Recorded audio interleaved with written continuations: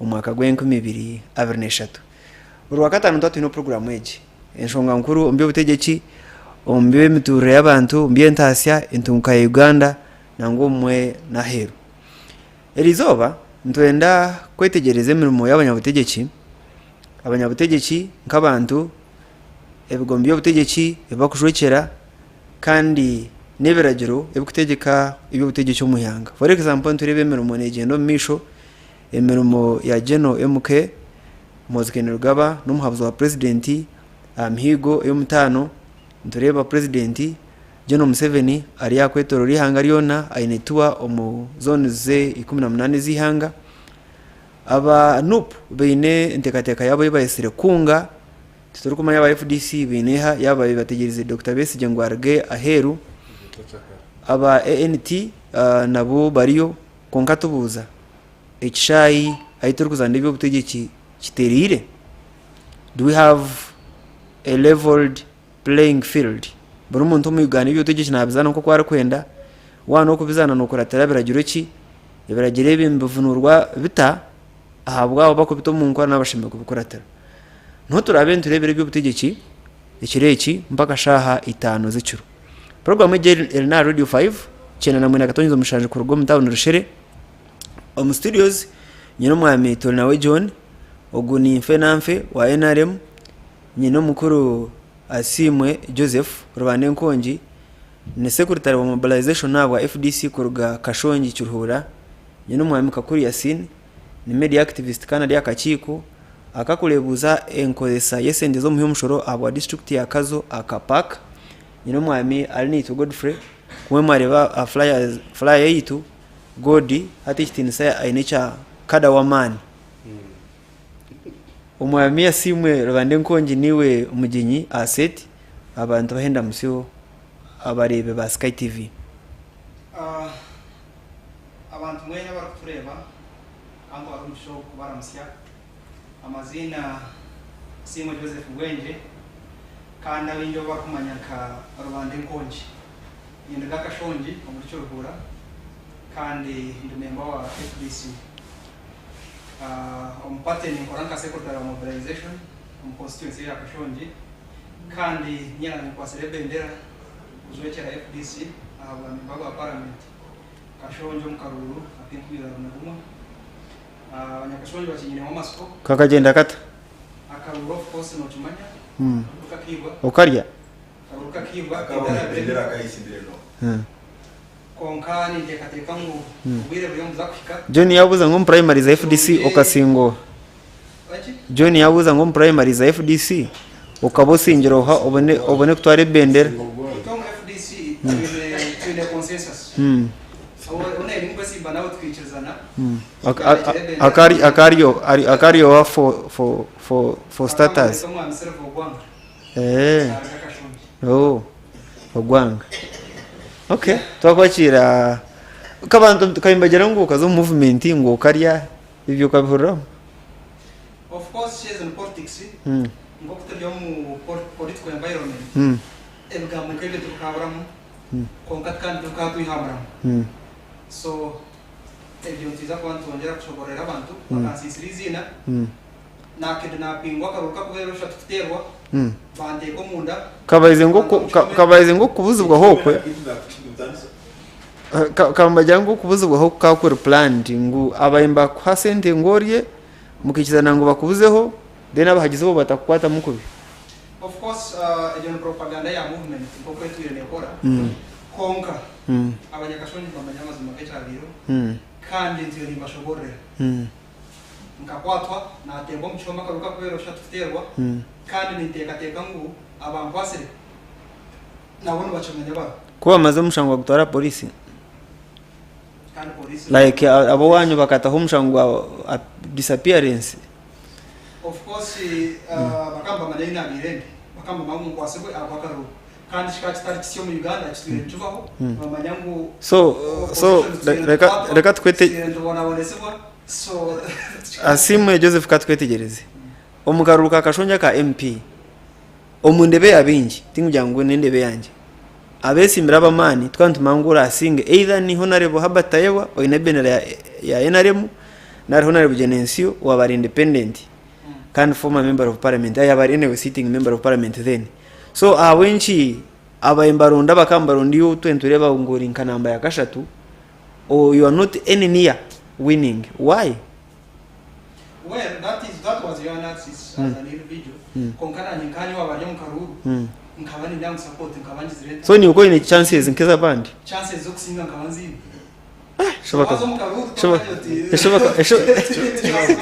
eshoboka gukora kubi umushakora ryari miliyoni 30 buri kwezi abakwasire asimbo bakamukora kubi Yasin abantu bahenda musyo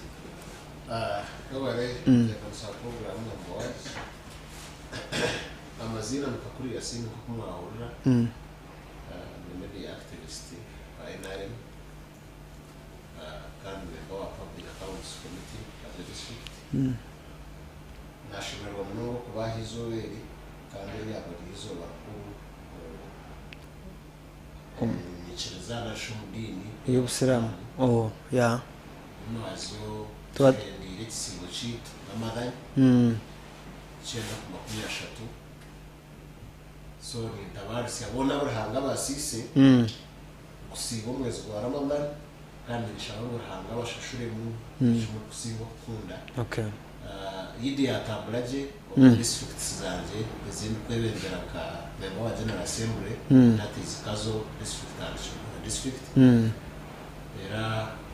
ida fiti kwatra rushere mukuru nakuriyo district kandi twabatuye hona member wa parliament area member of parliament wa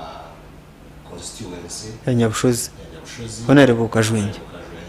so abantu bija basara bashaba mukamaranga wabo ni mwamutambira na no yabatambira oha Kajwenge ni mwamutambira kurebeka na no yabatambira kwije mutino watandira mugenzi we aho kubariya niramuzo okuje umwiramuzo bwe muco bacimuresire munacho so ninjira mu yabayizire kushaba kandi yasha okay abari ba Sky TV okay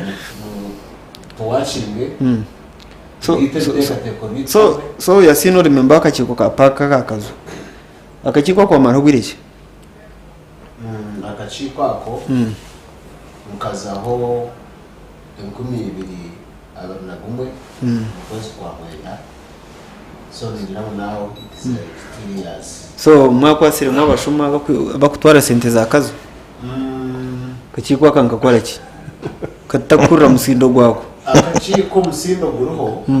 akachiko karwabuya naye nakachiko ga get together feel good akachiko kapaka chiko kukurra gym omurumo gwako kwata bashuma konka nukubeka no kutensa nabo nukarebuza nokira kugamba kigambe cyo kurebuza so itomurumo gwitu we discuss reports from the auditors general from the chairman wakachiko kono ho akazo chairman wakachiko ako ni Kano Kagwisa retired n'umusirikare mukuru so chairman wa district for example katugunda karonda abantu yabataka chiko you be there feel good no chairman rero C5 tuwara kuronda kachiko ako mukarondo chairman rero C5 na leta mazina agatomukanzo era kanse inagu yayanjire ombuchiko bundi nangwa nagamaga yashira na Kampala ntunago bayanje iri yayo uri arabo iri yanje yarabo bakamba gendera riki ebya abantu bagendera aho nyonkanye mukatera campaign turatire campaign we nyonkanta yo chamanya ryari ngo bakutaka chiko okuza kuchumanya munaza kachiko no banyeta kuzo mukanso kanseka yarize na kwa kuvinga mazina so batweta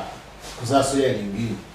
ngatu wabo mukama nuho nachimanyi ngo wabo mukuru of course wambuzo tubakanda bakuratarira kino bagire bakuratarira ako yishika mu nyombo was by 2011 I was chairman for finance rumukoma sub county kandi umuntu ukakoraje munonga akasente tukabura dukaguma ha ground okay bayo ndakakuza atanka nazo bashenyise which in service tangize ku Heleste kasiri yawe mukomete jazire ku commissioning nimuka nayanga minister ayi no murongo by then because biyo choose ukanzine ezabenzoreka ibintu kwani bizahiye waro kandi byabiriye utaka. Okay. So akachiro kariyo kakora imirimo yako itogwito no gukora report tukazihanduringa tukazisinka izine kubaniza ito tukamanya tangu hati mukozire mwakwata twaza ku bisenti zihanga kuko baza kushimanya echo kubanza byo munyamahurire no basa ko yamusadat chance secondly no basa kuzomu kanso ya district because report yetu tukaza kujikora tubisubmiting mu kanso kandi ndijo tugisinka. So orokumanya ngo numukora nabari ya level ya Boaz ari umuchondoza nari owazo mu kanso ya district nara kushinga offices tukusimika mu reports zitezo gukora. So ngo umuntu wamengena ariyo mbeta kurubi ariyo mbihimbabi ariyo mundeze takamanya mirimo eipake rukora kugira ngo twakwata abashuma twagata paka tinko gugu abantu bakuru eriye mirimo no office work. So office work burijo ko kugikora inaho kugisubmiting bari no. Yes tingwenda nkuteye mu kashonda abo ikintu cyangwa kiri umwihanga riyona ushane mu cya Yasini god akakigwa kakihura kariyo numanya members abakarona ari cya person wako yebare Boaz ndakora mutya abo kunyetaha natangira panels bagenzi banje byo nagajyangu ngwine byaturikira inyoni we last week akakubera ngambuza ntaruwa kaje no mukazi musi yajyangu ibe akabirekera god na Boaz John ugomereke kandi mwene ntango byamuhera mu kutogo no gumutura togo gumutura konka okugarka hanshonga chiruhura yitu ne yeshara yes chiruhura haro district takweta gashara haro zitakweta gashara mazuma haro kureba mu district no wera gukora ishara zonzugi banje kunka eyito yaciruhura ni yitengera kimushara completely orije aharakawo zari chairman ozahari management yoni. So hato wareba ebyo mu district yitu ekiba okwa kujema mu rejwa okubenda no correcting obutare ekizimbe cya district nguto ya Kashongi ebyo mu marwaro ebyo na pakashema kuburuza ebyo neshime kubane ebicondoza nemanya okubukora eshime kubane heza report iyo no terms of reference za pak no mebe bashime gukora of course ata omukuru ngugwarya wanyitegereza wahora nakushobora okuba gukora no kuba submitting reports wajiti yagamba yagera mu office work paper. Yes no office work manya office work no kwesaka tumo handika ohereza report wanyitegereza obekintu rikishike nari kigwire wanyitegereza ecyaba kigwire bakikora ecyaba kishikire commissioning. So konko wito wache district ite yachiruhura bikaba chairman wa paka chiruhura no mwe bona no manyi yitoka mbuzaga kashe mbuze hati bono wa mtorere wona akamugamba John abantu bahenda musyo nimbara mukinyena kandi nimbaletere ndamucyo kuruga busongora mu district ya Kasese ni ntabaru cy'abanyana bitabargira mu kisibo abantu boko binente ente ziriyo konkana zote ziri nyingi munokezo wanyu aboko witwa mwengeni ho district ya Kiruhura ino kora Kiruhura ninjira kuterana sana abacurura ne eri nko namba ya kana mu Uganda yona abo ente nyingi mana abacurura ine farm mwine Kiruhura haliyo ente kimtwara 38 ni kitreka kando witu neso kutaka hafu yezo so ente ze witu kusana zikugana ezo wanyu halo umuntu omwe some activist aliona na next week ko gariyari no hata zifuna you know so go doing statistics so of course ko tubonye kizayo akazukura minga no akazukura minga yo muntu ntashaka tamani next week ko kurwo kwete sanizara na tuzikayongera we have statistics za of course statistics to area statistics to kutakumanya takomangu ezikufa ezikuzarwa haliho ezikufa nezikwitu kandi no kuba nzingana obuturwa omusensus ya Uganda enamba y'abantu yiyongire neso kuba nengana regio gondi toreka John akagamba hariho umuntu abena proposinga ngo bateho kwa tax ahante Sara Birete na abandi abakumuhagera because ubo opinion yabo negira ngo umuntu baranatunga income kurugo munte kandi atakusasura konkore natunga income kurugo musomesa kandi nasasura umusoro directly ngo hona basimiri kuzihayo but nyowe na abandi ntekereza ngo barano benda kuta umusoro guona akintu cyone cyakwatire ne ubuhingi no bulisa let it be uniform habo kuba ogu na level hubie na sente naziho munte halo bakuziho mu rutoki halo bakuziho muhogo abasalamu nyina nyimba kuricyayo abasalamu abanyo nyine special attachment abasalamu because ngasomera umusomero abasalamu sari Memorial Secondary School senior 1 senior 6 kandi nyine mbakundara obutabi utetashyo mbiti obusuma omabati to huliro musalamu wena ba minister bakusera na ba MP nakawo tari umusalamu no so ikintu cyo bakundira kandi kwa kwikibo kinu ni cya Christians ni kiyamba the night sector abo kuba ati amabara club entertainment sector yona jagarika mukwata amabara gabe gatachukora sente hato bisibo byahwa banyana bita bali mu business ejo baje kutandika korora haka sente abo kuba amabara ngajagarika gizuri babare umukuru tunawe John niyo timu yitwine tubaza gutandaka kugamba inshongezi John yajyango abasalamu batare mu skando y'amabati that is true konka witurushere umuzigita amazing kaberaga hingwire burwa gatanu bayimbabaza deploying abasirikari tubona kuto eswala za juma so abena baro sides ibirinze n'aburwana so tubanza tu deploying police niraho okushaba kuvuga impangu nubasha kwamba banire bindi tubiri byo gushuma nomanya yasina ukuzasera iniki kucyara kurega yo mu umunjiriza yanyu bantu bamena kurwana hore Mario Busalamu bokurwana David Busalamu god kantandike niwe so jeno kenero gabakare kabare icekere kabare kaguriki keri music concert ikikakiri iki katwayobera bishunguzi mwemba singe kuba bingi yebare Boaz n'abakutire ba Sky TV katara uri speeches ziri kwijukwa so yebare Boaz n'abakutire ba Sky TV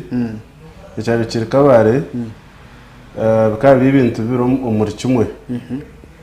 icyo kubanza kukakuyuko okujaguza actually bikaba bishatse kukakuyukujaguza kwa kukwigura insharo yito na Rwanda icya kabiri ukaba kuri tarika kujaguza imyaka 89 ya Geno MK yes icya kashatu kukaba kuri uko yumurikira abanyakabare ukuja kwetsimbiye ku 2026 okay konka abantu kibaronda nyentsya nko buhame nto wahurire speech hatagira ecyakonwa hwabo inshongegemo kugira ngo Geno MK akiri mu uniform takarita yaringira so tukaba akabata kwasa gukora inshobe akagamba ikintu cyona kandi hayine kiteka teko national record zibikwa nyentsya kare zikaja zikamuhayo nko umuntu wakoze umushango okay oburo kashanga cyaba kimwe cyabasa kumudisqualify kumuhamu obutetsimba habwa president so ebe mwaye mureba speech na agamba of course time leje kuka emukuteka ngutakumanya bahaba kutekateka batiko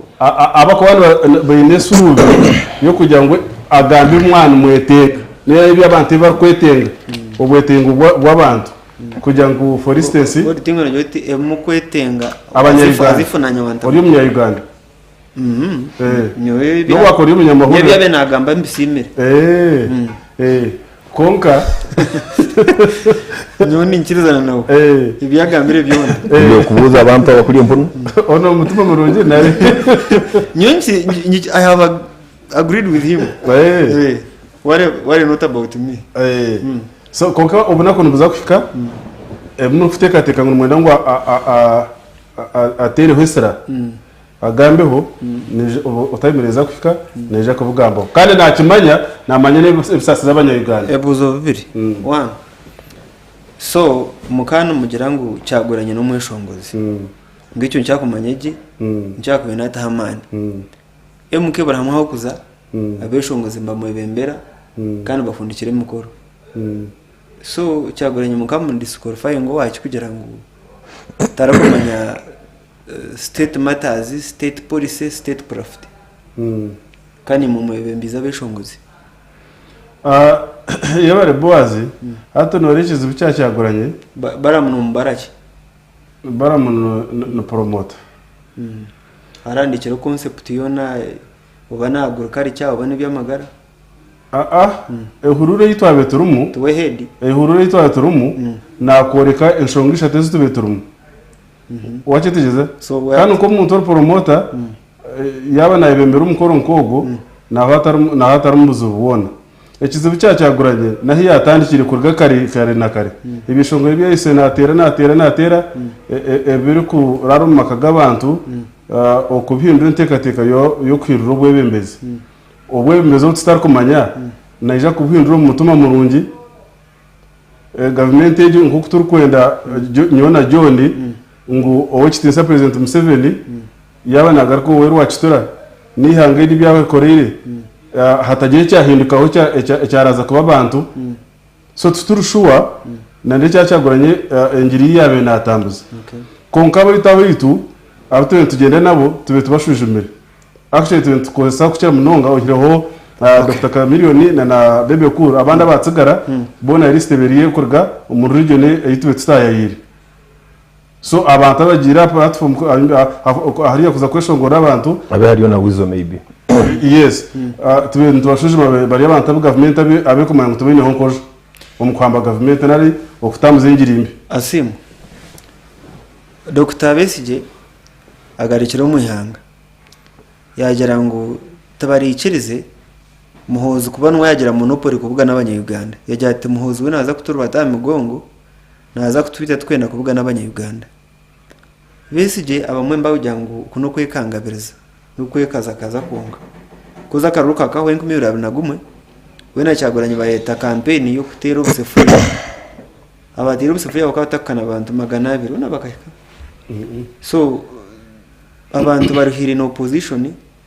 nebenda change kandi change kwa biro muri muhozi so for you in opposition you are a forgotten story right no yabare Boaz mwene uriza wa leta mura mwamurunje kandi kuangandro mura mbogo na hora nashemerwa mnonga umwambo Boaz enare mu government yasiye myaka 3 na mushanje yonka aze myaka 3 na mushanje yasiye Joni yajya nguyonka nyendo yisuke ngo itari yona ecyakisoro kwelembezi ekaberiye mbuntu in fact ihangere kurgatfuna okwetegeka kurgatfuna independence twakafunaga president arukhanding over power akajerezo ndije omusingi maybe no wasakugira oti enkumibira na bumwe tukarga muri president Yoweri Kaguta Museveni twafuna tuhaburu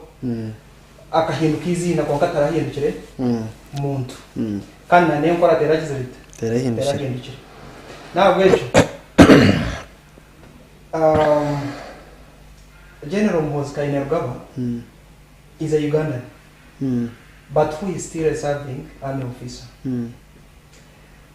omberajeri kutegeka amahene nga kutegeka ihangere number 1 tashimekwa na Jerusalem kurgaye gukora political statements turebera abantu binja abakanga abakwasuga bakatebwa mu bome aha gukora political statements aho kugira ngo bakiriyo mu uniform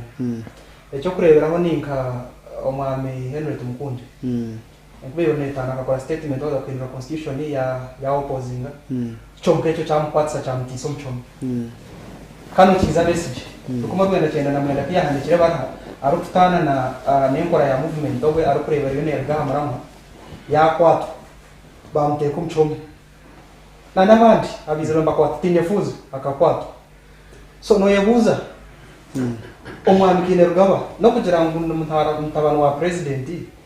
uwe nuwabu nichwa becho batakumukwatira mkono kugira ngo nuwe naza kwikirizibwa akore campaigns 2023 twakacyenangwa no mu 2025 konko rede yarangiriye kakuza kwesiba kwa president asimwe by executive order president akatorana Mpozkinirwa banka senior presidential advisor on special operations entebe yabinyi bakugera munentebe by'obutegeki nemuyikiriza kugamba because special operations zere vague tukumanya niki. You can speak to that as well. Okay. Special operations. Tuzakubarebera ahabyana byabo. Kakuzo mferbe, kakuzo mukatare, kakuzo mu mbantu ayorekachi. Bagenda baje t-shirt. Zandikiro mu 2026. T-shirt ziriyo mu yellow color. T-shirt zikurunda karo. In fact na wowe nkaka sometimes kakwika yaza kutweetinga Twitter on his Twitter handle. Akagamba ati entebe ni ngenda 2026 we are going to take control of this country. So you know chirango icho chiri partisan. It is partisan number 1 and number illegal. 2 but also very illegal. Aboko bachiryo mu uniform kasheno bana. If he wants to participate as a Ugandan, he has a right to see our president. Kantina muzuya kujangwa tajirata atesi. Akore chashime bana akora bomb uniform. Like he has mentioned munanda ko retiring mahe. Tina muzuya ko retiring. Na no kuza kumwitiriza ko retiring nishe. Ogwa mwitirize gukora kwende biragiro.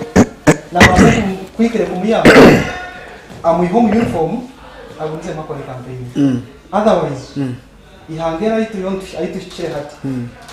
Turiyo mu muhanda guptera. So kokoreba Kainerugaba aina abantu bari yabona wahurira myaka yinarangirira kwesimba wa president tukura watungu kunanuka uti this is a new dawn to no busheshe busya. Well, for us our stand has been clear as FDC. Ekitwere Rwanda ranch. Kokuna nagambi seven akakapturing power kwa kwenda chendana na mkanga. Power kajikapturing ata yarokosa amani gembuntu ine besije na mchamu. So amani gembuntu agakuba pozise bakakwato gwebembezi. Nugo gatwire gatstegekire kurugo. Well, ntijira karuru after 5 years konke kum karuru no jirota no mani. A case in point nakarura twara jiremu angiye kumibira na. Abantu bakurenga muri na bakitwa abantu bakurenga abitakumanya muhendo bakakwatwa batembo muhome. Abantu batocharingwa abamwe na hindu gambira izo ko tumashika system ya leta bana bamazire myaka ero muchome banu abatuyire muchome kumare myaka ebiri omushango gwabo tugwakahurwaga batuyire muchome akonko karura kutoriwe ngamba so mseka nakakapitaringi hamwe. So ito transition ito kwenda transition yo kugira ngo Kainero Museveni ategekere myaka 20 hati umutabani yayongere yagunzemo tugumye mu kiriya cyenyine icyo kugira ngo every election tuzakugira abantu bitwe tuzakugira abantu bakwatwe tuzakugira abantu batembo mbome tuzakugira abantu babatocharingi. So iyo transition iyo ndronda so politically we General Kainerugaba imwe FDC abazibire gukora iki? How has he disadvantaged you? Of course no chumanyamwa Boaz nkoko tuyiro mu Uganda na nkoko tuyiro mu Uganda ito opposition tabundi jo muntu wena or kwikirizwa kwikana mbombantu. While Muhozi is a serving army officer konkar kweta mbombantu ebina byo butegeke byo registered constitutionally bikwikirizwa kuzombantu. Aza ko kuzakura burajon umwana wa yabo agumize opposition tubine bagizi aho kuba tubine abantu tubiye himu kutuzubira kuzo Yasin umwana John Yo kasimbo bwanga Yasin ombantu MK akari kabari ntu assuminga ntutekateka ngo ebiragiro byone biri kukwata buteka bw'abanyayuganda echa Public Order Management Act ebiragiro bikutegeka town ya kabari byona abayimuke bakabishyikiriza aniyo nshonga bwenshi mbatambara batine kitera mukono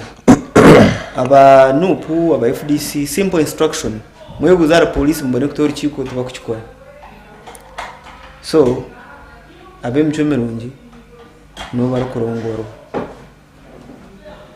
right wabaye umuteganso wa program okana nyendo banzo nchize ntakagira kibuzo shara banzo ni ya kantu kachi akwa wakambuza mutandika karakakuru kama mba basaba batake kugereza wambuzana shonga ya paka umugasho gwa paka nico nakujega ngo umugasho kugenda kugenda bashuma kubakwata kuyaho ninkecho wano kubuza godo tunomanya kachipa ako kashoboye kuba kakora but district ahereye auditor district auditor n'umurumo gwa kawo kurengwa abakozi ubona bari mu district bakora imirimo ariko baragirwa constitution auditor no warakuzo mu departments zona za district akazo mu marwaro akazo mu mashomero akaza ukaya akiya yo reports reports sezo nzana kureto mu kachiko ka paka akazi discuss akatira tirwaro ya Sky TV bakaritaho miliyoni 200 konka kunjireyo nashanga hakakoriga na 5 hati zo mu gutu no kweta inside wirwaro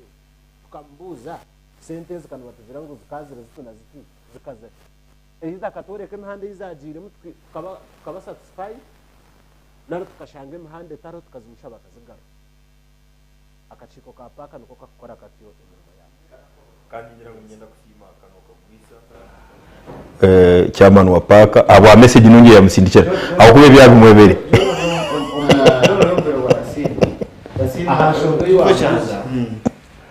abakora tebiragiro bakora mobilization abatakubikora tera baremeswa echo ine kubaza kumanya werebero mukoro makeke kabari makeke ndimanya makeke ahe koma kuba mpango nayo kubana konka katugende n'icyo cyawe ekintu kwena ngo bazomanye politics za Uganda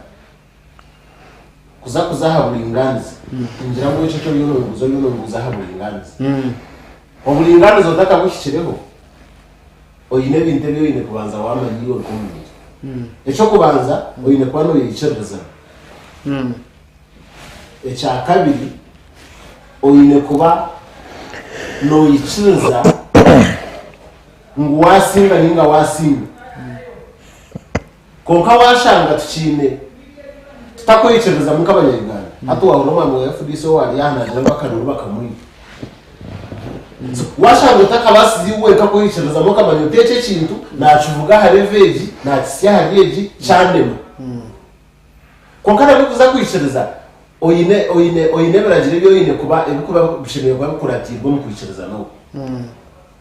entambura za MK echo kubanza owichitinisa MK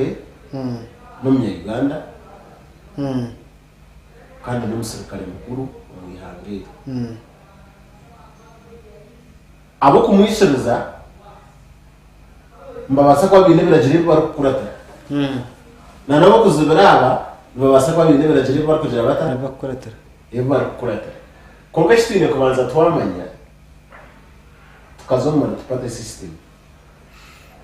whereby His Excellency the President of the Republic of Uganda in a political party, kind of ruling party. NRM. So, aba FDC n'abantu bataka ngo mirume bakora no kurabaha muceka because of bari bavuganya nawo nanga gupata yego media higo. Awa hari logic. Nabendo mpira kana utakwenda gure kure. Na utakwenda gure kure. Kandi wayine kuronde kubasa kurenga mpira yagusigaza. Yazana midfield ye hatino muntu mutarabini. Haramune nkuru. So, aba bine kubana bayamboche, bine kubana bayamboche naje.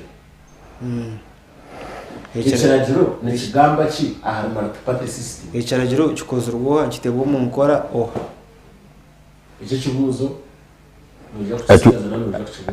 achubuza abandi nireka tucha dressing nka program eberagere bikutegeka umuzano gw'ibyobutegeki mu Uganda nebikorwa no haruko bitano mu nkora ibikorwa parliament aka parliament rero koleberaje then abo implementing we have so many organizations that implementing eberagere parliament yitwine ikargo mu National Resistance Council yes eyi NRM yatiro yarwo muchaka so practically in parliament ya NRM echo mwana kugira ngo akargo mu nda yanyu ini cyahindukire echo mwana kugira ngo akargo mu nda yanyu kimwe ngo no mwita nyine gode in parliament ya Uganda nawo kwakurwa mu nda yanyu na wabo mwana agira amazina agereka kache yasini eji parliament na Uganda ya NRM atumajango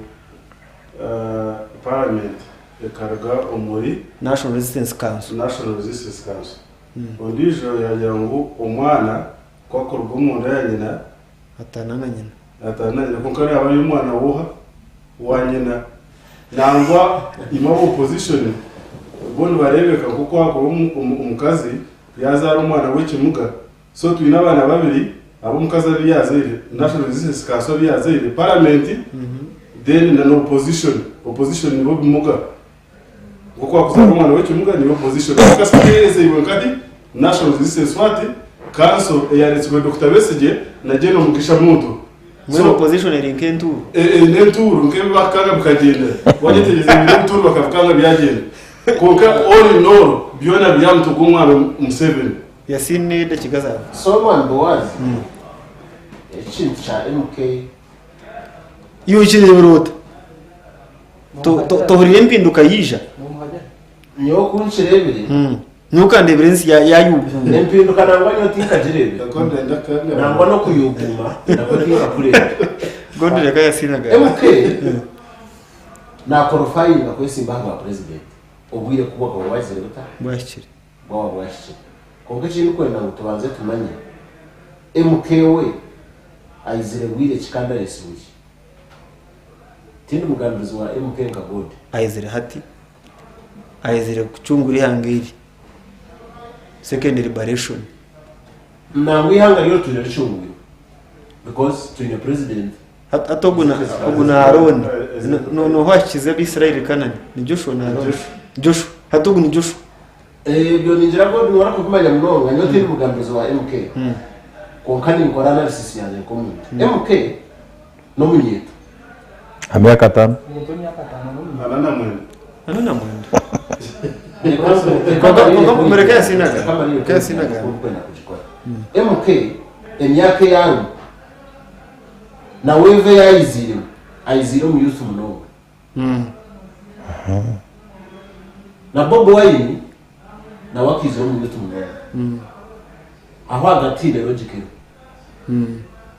na mbona hatuwaza ko weve yabire yo mu Kampala no mu Central Uganda bariyo benda bagireto mu Western region by the way sinashenge ndashikore kiri tuburu wa NRM wena munite kangwa hagire MK nara hagire ko raza MK mwene choice yes kanya ngo kagere MK ni civic duty ni ngo komushoro no na mboni nenda uba mwahari yabo abinete kateka yo kugira ngo nenda kureta kugira ngo MK kwa reija rero bakariko kutera yasiri ko tana mukorwa MK terite kanterite kangu yasina hagire MK na Rwanda hagire MK na Rwanda movement hagire MK iyo inentegezo kwemera ho tuwaza mukorwa MK yes really yes no mugongo yes na mwintikajire zo kwanza kutetema umugure ta kandi tinkajireho abo kugira ngo ni mwanga konkati trail abamwe benda kuruca nkite haza na cyo kucereta ni civic duty ekigo nikireta n'abantu kuruga ahamura amaguru y'ubutegeki okubalansinga y'ubutegeki nko kuwanaga umuntu wemera ati mumpereza akaruru ahabo kuba ndi umusiramu wanyu tumumpereza akaruru ahabo kuba ndi umukozi abantu babakwatire babariyo babafunya hagera umuntu ari mu uniform ko musirikare eco nico kwenda munyowe nkiriya ringene wabanje nko muntu kugira ngo abantu bariso mu ntara kanja memo wakora mu ntara kakatamuri wa mkorwa MK takagira MK atiteka nabasa kuba namuhagira konkati yije yasinda abasa kuba nahagira niwe ko konkati yije kandi natiteka mu yasinda hagiroha kandi ubundi takamwitegirize ubundi takamwitegirize na n'ubundi tatakamanya amahagirire ki na n'ubundi niyo wa NRM ya urukendera yasene niyo wa NRM na activist wa NRM niyo nizo myaka ya ndo gambira cyo na cha NRM ishaje niyo nimpatira NRM pate NRM pate ine chairman wa pate kandi ine nitendereye kuraba mukurona fraga bearers so niyo nango gumuco gwabantu batandikire bwo kuvunana abantu kwemba ho muntu mu rurongo rw'abashina nkatarwa MK haterite kandi no kwire kugira ngo umuntu azoa MK na gute kashi tujya ngo bajya ngo kuhagera MK ni kiragiro kunga bo takumhagera reka bashigame ngo tumhagera abunjo uyari kinyi that the way irani kugambira yabiro mu Buganda abantu bakazo parani ahabwa ko babona ngo yo wacaguranye bakutera ko rozaka okufunya abantu bateburuze hati nche nubenda ogumu nchone benda bagurete naho mu Western kugira ngo kubara kumanya ngo yotori nyuma ya MK no mukarubuto no basota kasimu ko keje tuyokora yo tinogo y'ubutegeki ehito okutambara without logic ntuba twagahamana mu y'ubutegeki na no kushobora abantu turukwenda kubakorera kugira ngo hati nyana ntagira cyubuntu cya godi pero buri or enemy kozesa mugongo kibulu kireke no je kora biye n'abantu riyari John ka emukobu yaba bashire na ikiruzo ba pressing ba president kandi ikiruzo ba corona ka buru ko ba bashire abantu bakamuhaje John abantu abutwarebere achaye cha kigeze high school lower grounds abantu abo bakereta ndari mukapakira webare muno okori for starters no nkani nsemeye kujayo but nkagira engagements zanye zitagisiza handi kandi nkariga hano imbogama njya kujayo kandi nkanyenda kujayo and I was invited konkatinda sobwire kujayo because I had some other meetings I want first bakamba general chikweta muntu ngwaze kwetu abantu bakabesera abantu bakigeza sub-region and some few invited guests depending on so many other things. So abayesere bakaba transport nkajya kuvuga motoka yanjye nkatakuja kurara. First of all I was going to drive from here in the morning, go there with my fuel, with my car and come back. Ni yari arrangement yanjye tene kandi nkanta no nakonzire kurara ngo meeting to kumpanza hotel ni mpanze nshobora etindagira yo because contribution yawe beriye contribution yaje kujayo ninka president obwakubari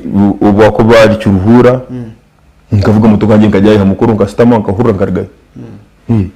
that's all ko mukozi wa government wano zamukorwa MK nunuze kugira uta no ati abakozi ba government abaroho bakabizire kura message number 1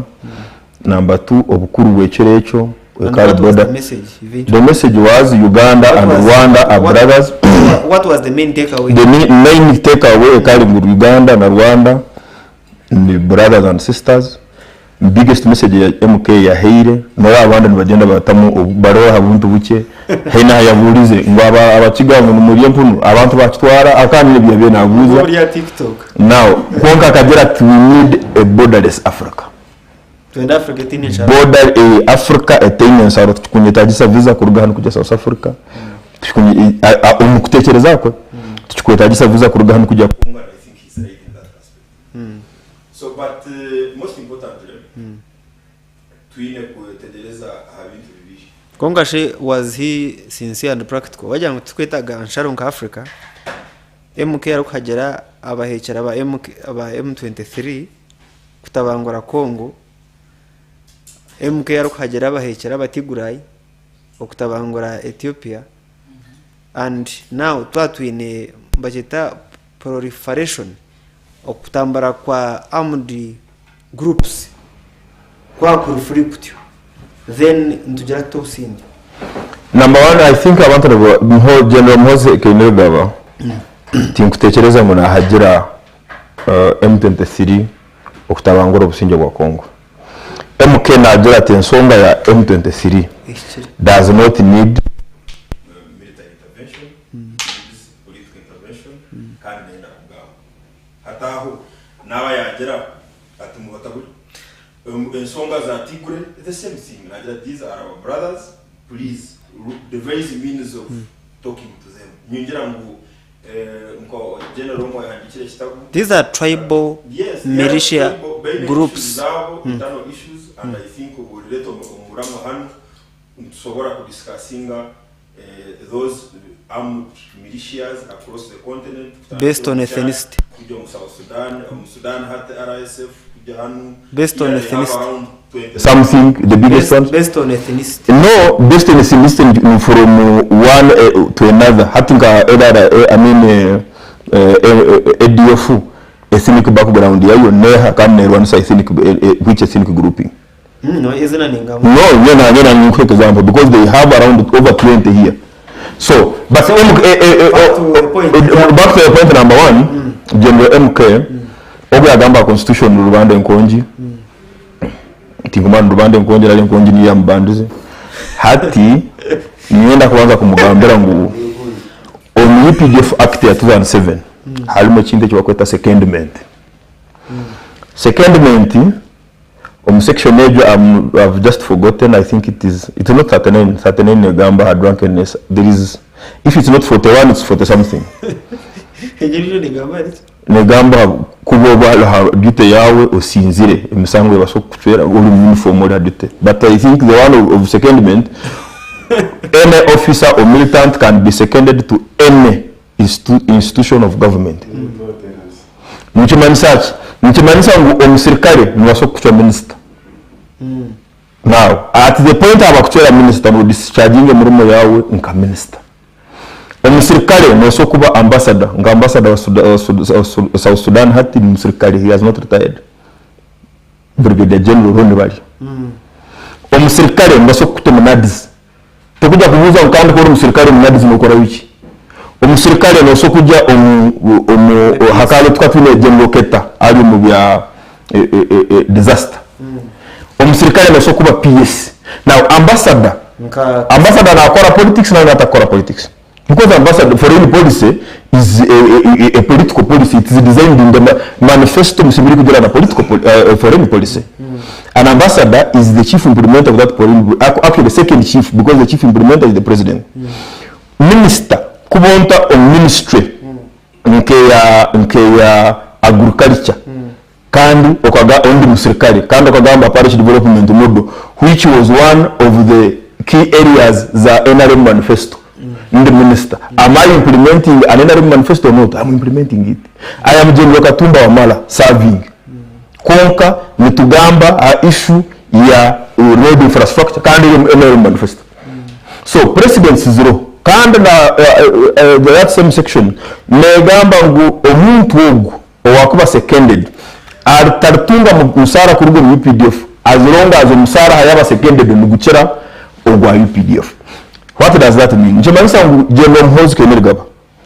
Omusara ogwa simiri kutunga nka general. Kuba gulu muchi agwa simiri kutunga nka senior presidential advisor. He ceases getting any money from Ministry of Defense. He gets his money from Office of the President as a senior presidential advisor. So nchimanisa ngu ebintu byakoba nakora byona nana bukora for and on behalf of the president. Kandi iteka ndumukiriza habukuba UPDF Act harumu secondment mu constitution secondment erumu kandi most importantly omusango gwa Uganda gwa General Sejusa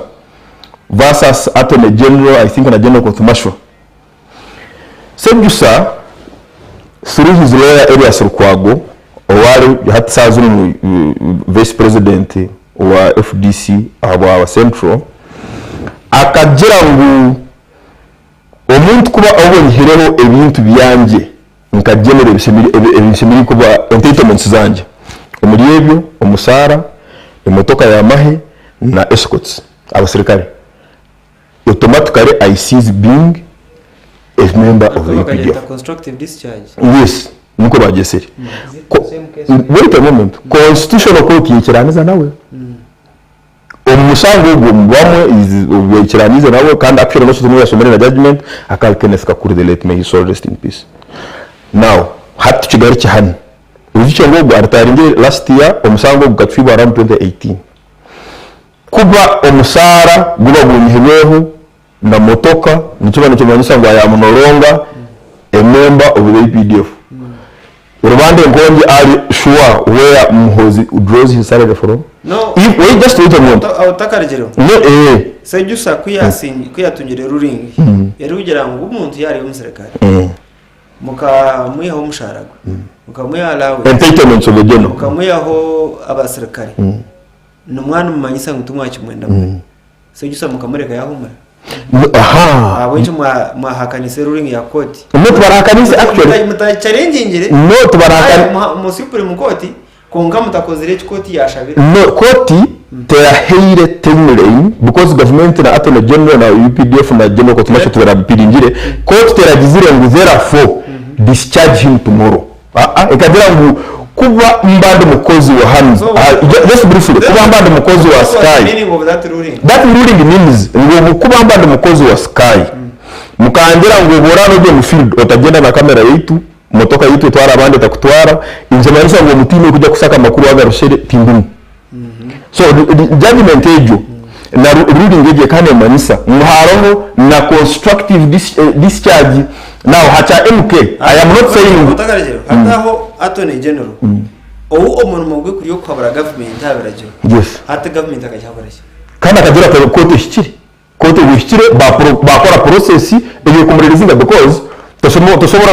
some of these generals were entitled to over 3 billion retirement package but no when you are moving like kusobore retirement ya hudi ya last year ya sejusa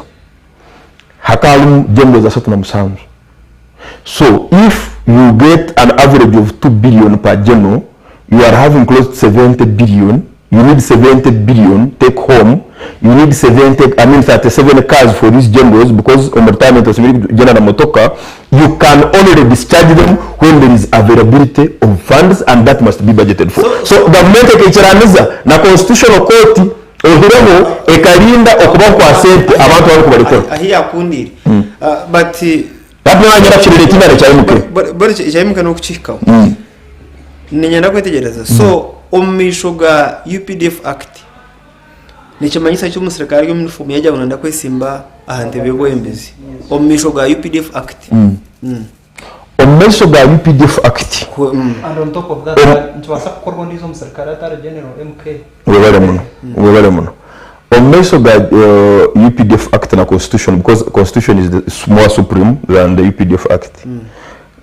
atko eyemetanga public serving officers nangwa nabatale bamahebonga nubukubura commissioner somewhere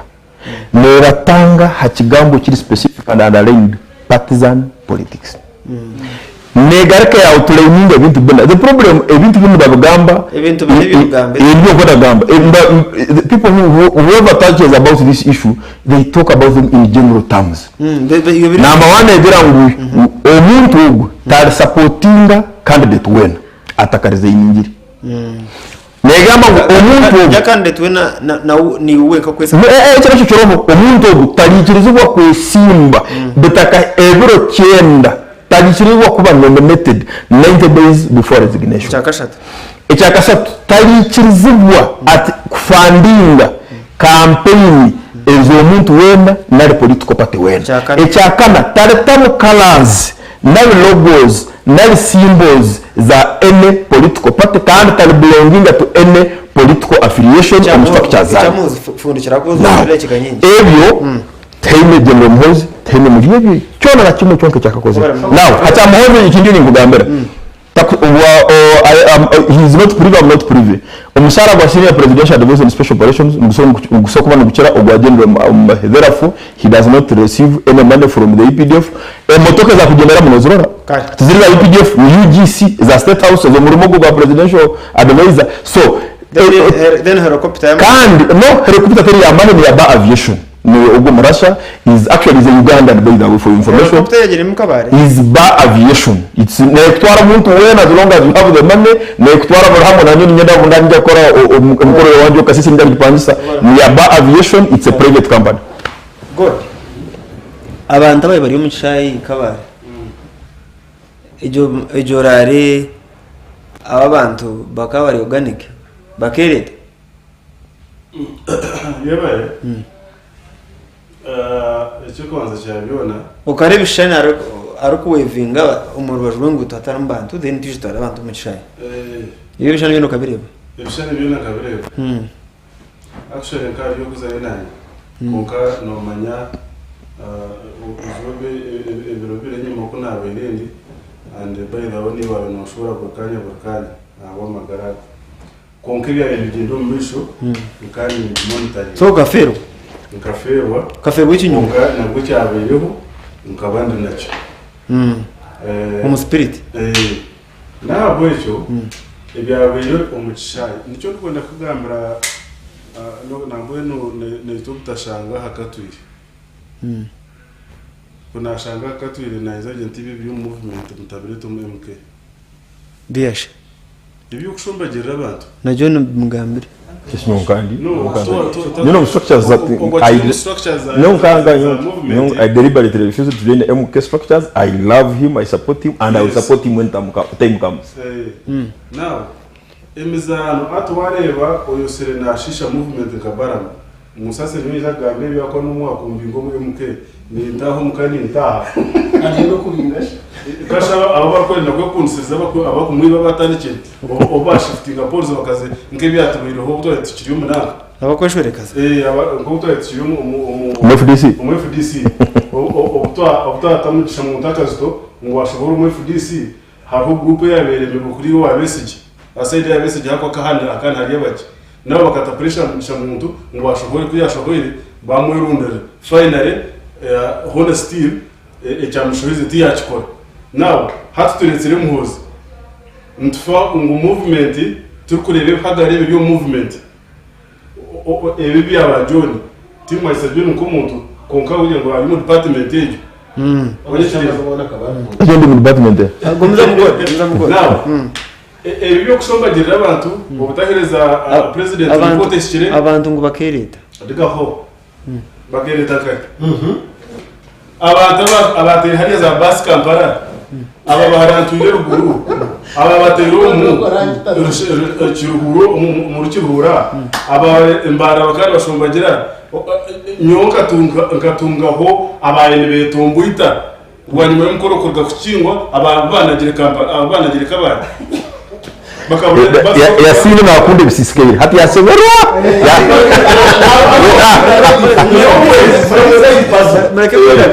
Amerika godagara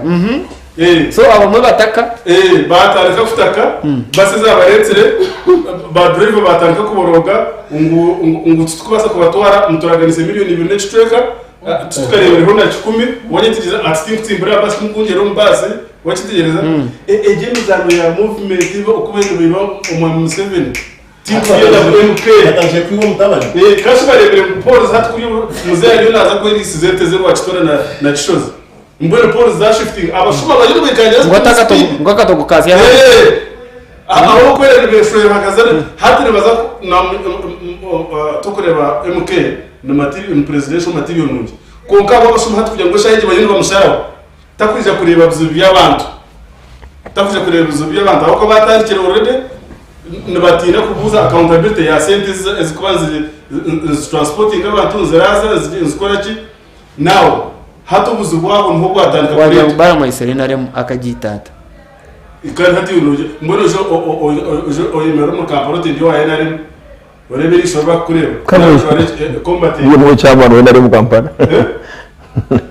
nawe muhagize ngabandi so hata kigora kugana ukubitire naye nukoko obutahereza obukitisa president report ishikire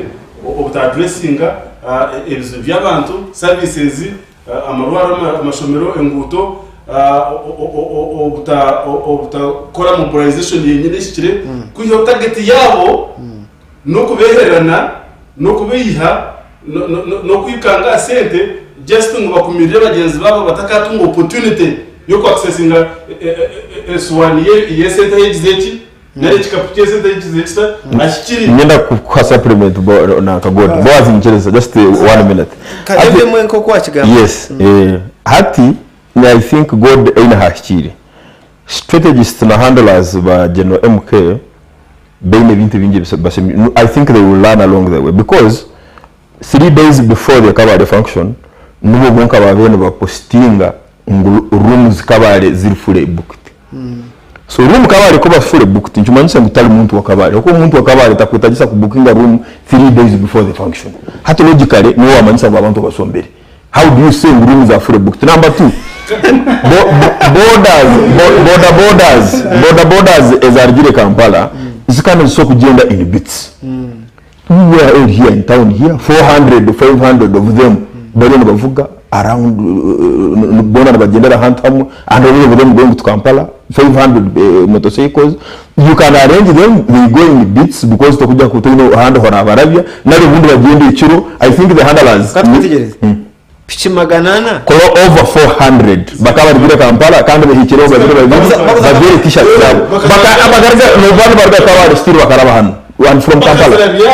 bene ne group cyabo and indeed those boys sente nimango bakazeteramu abokuba abana abo traffic ya Kampala ne kukabene batagane batalabaniza muhozi biro byagire kwandinga office no bamuhaje ubajeno ya meeting leadership yabo umuhozi yabayamba aha pet cases ubu kuba kwataramanya ubuntu butaluma hata abana but over 500 and from Kampala. So but nyingira going forward ebintu bakujya kugera nibega harimo abantu abakweta team ejo that are helping them. For instance umukoro gwa kabari General Kareke Ihura presence ya General Kareke Ihura ekayambe ibintu bingi muno actually ari mugende no mango akasaininga endorsement. You remember ya Daud Kabanda ali in Kasambia when General Kare came here that very night okwa numanya kote mtanjire Kampala na Wakiso president akamwichereza yiza on that function because of public demand. Kare Ihura first thing which public demand, what do you mean? Abantu bachimba fumbura bakana bamwe first thing Ihura advised and as a lawyer and as someone who has seen it all akajira please don't sign on any endorsement anything called endorsement from now onwards. Indeed no mango no bachire seri abana bakulinda gendo emuka akabagira tumukigarire but ngasabe had signed it. So along the way hina endorsement again in whose favor? No, RC5 chairman ba district mukaga za sub-region Kigezi bakaba handikire ekintu batere mu ya endorsing for president 2026. So we yanga kuchendo yanga mugenda kache nyingire hano akanga on the advice of General Kareke. Good. Yes, so finally this is interesting. Namazim John Boya mu kubanza nagamba mazim ndahindambe soba so abana bakabavuga babiha Kampala nkabarebo bariko batwara because bakandabara huri yatore bariko batwara ngahi kabaya and kwenda ekirukoreka amazima genyine no yishikaho obware MK na retera a suite kabore tinkagiza kugetegereza konka suite haro ya retingweho omuntu abantu ko bari abayo no gwakoreta a suite oba high suite oba makuta suite oba kahi abantu no shanga town yone gizeki konka ile suite ya retingweho akaronda no muntu no mo wakosa kugera ki kumwakira kabura wagetegereza ecyo kumasa ngo bagenya baye bariyo bakaba takwetegereza kabare bakaba parking wantu no bagize bata bakinyere nabo mukoro bizo baramu nawo nukwendera banywani banje abahagizi ba MK twaza kugendera mu excitement twabura kumanya ebituri ahibiri neje kurugayo mundi jo muntu nakwese mu gishogo okureba weaknesses zeitu nabo owishisa president Museveni no yakwatasi ya mchire konkondijo naragayo nkondijo uwe no opposition haza nikitubere kizo naho bacho mwikirizane mutagiye kureganisa okwangira umuntu kurega mugenzi wo ndije kare gondijo aho kujya mu mwene mu konseriza General MK mureke tuorekane ibina haza twikirizane umutima murungi tuna tukwingana aho burungi wa candidate witu tutunde candidate witu tureke kwenda kwiba tukora correctinga eshobeze itu ebi bindi byatsikana biza kwereta tuombeke candidate tureke kurya candidate yes tureke kurya candidate asimu ko kuba no hora enshonda oshotine makwe no mutembera imwe nkabo opposition konka yiwa no hoya icyo kubanza kansime omwana God abo kuba we nakiragamba muzima kandi kada wamani kada wamani nanga n'umuhagizi wa MK uwungumanya ngo n'umuhagizi ari gene wina kwano watandikine nawe konka kandi ko bamaze bamutaro ndagamba mazima nabwo echo kandi kana yamune tukuronjinga ito babanze kuronjinga ito bakataro batera kimenga kandi yari mu makuru akabare bize bare tamakuru you should be impartial bakaba twarana basi ukweza rutugo munda za kamwezi ba forcinga n'abantu temba ombasi bakabatwara mukoro aho kakambenda koreka ngo MK n'abantu which is not the case. So nikirungi abahagizi bonka batandika kubyegambira na no mwana John yakigamba je ngo amwe bakarga Kampala boda zikurenga mu 500 zikarga Kampala zizo zayishkanka kandi teka mu nabinja bari yachaya aho bakabize kuri abeshongozi karo bakamiliyoni naho bawizo abo abeshongozi binji kandi umuntu ko wakabare yahura ngo mweshongozi ari yachaya natekwa kuhayirizwa kwirkwanga akashikaho akareba akamiliyoni no kwashi. So tukujya ngo MK uhagiza bwine ito abanya-Uganda ekinagenda actually kubagambira ubagize bwine no imwe abanya-Uganda bari baturera MK yatabwine tinkwenda ngo turugahamuramo no habwine natakwenda ngo turugahamuramo go kuronde chuka yito kugira tusta yito kwenda mureke tugumahamuramo mureke enchuka yito kwenda MK yana teka ngo nawe nabasa kuba part yenchuka yito kwenda kabanya-Uganda aizati joining konka kandi tokuzunwa hati ukaba bishop zako mtaho yes watu joininga ituentorone chuka kumare myaka 3 na mushanga so notekwa kukura director kwenda utuze nyuma kutora kwate power ni MK yazenyuma yo to be precise ikawa tuemparone chuka tuinabe members azenyuma ya chabanyi been fighting for now about 24 years chaburanye struggle ka joining ka abanya-Uganda binja batoemparone chuka so imwe muyo mukora kambyami umambo wazi natakwenda be anafea side yitu abo kwaje tuyami no wabaria na fea cyagwanya akarangira kunga yararizo be bagiragera ataka weeks ibirtiza kamwiye no kubakaza change abantu bahomba jezo gukora just coordinators babo bazayo illegal ombohenda biragira tingu maniko ko defining ya illegality konka bakaba manise police konka police no tumanya police ne jangu tubaraje manyise police has become totally partisan ya side yao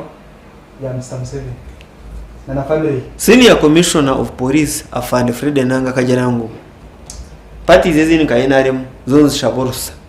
manyisa police zicomplying na public order management act konga yonupu ngo bari belligerent n'abempaka ne murimo ya NRM he kujya nkakabare tayino muntu wagizira tubogo yanjye funi nari hure bari ibiri abantu ba opposition haba kujya amahuru gaba kazina gavura bogo yebura emigate yebura na watu dudu amahuru gaba kazina mboga tera tempo amahuru gaba kazina bagashanga ndagamba tano Fred na ngiyagamba niteka ngo cyara mukacu cyishye so it's still surprise kugira ngo enanga na yemera gukora statement ngejo twafata savage tukuzakuza ahantu hone kandi na nejo public order management act by the for your information it was nullified by court. We don't need permission to inform police kugira ngo zakwatri meeting supporters bitombote. No, we don't need permission. This is a registered political party eyone ekore memo yayo ne meeting coordinators hotel, not even in a public space, hotel, kuganira nabo bakaroko baza gukora mobilization, but that is not allowed itself. Echa constitutional court cyo tusemiri kwebwa constitutional court bwe kumara kora ruling yona on any part of the constitution that or section of an act that it deems illegal. There must be another process of removing that act. I mean that part from either the act or the constitution. Until that is done, it still forms part of the law. So why hasn't it been done? The parliament is the one to do it. You have MPs or member of the opposition. So John Tingwe Nyamarama,